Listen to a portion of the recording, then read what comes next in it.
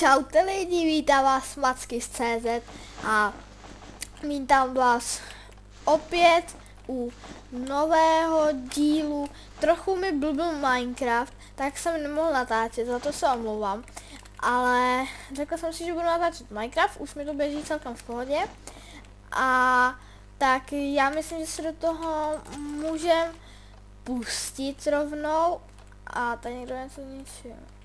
Tak vypadá to, že tady hodně lidí podle těch reshootů.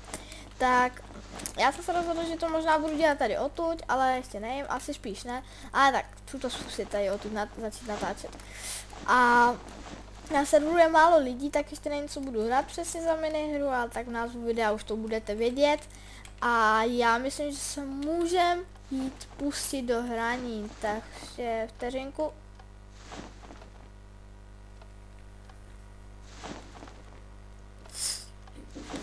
Cože? Počkejte.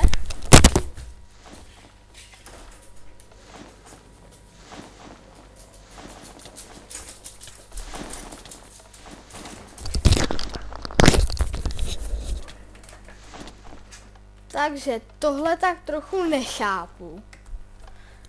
Tohle to fakt nechápu. Co?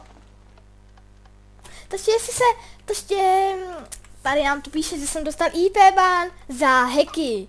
Takže já vám řeknu dvě věci. Za prvý, hacky nemám a ani si je neumím nainstalovat.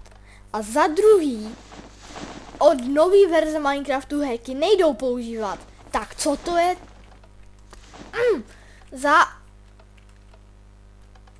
Ale podle toho, jak tu je hodně lidí, tak to možná takhle píše všem, ale to si nemyslím. Co to je, že?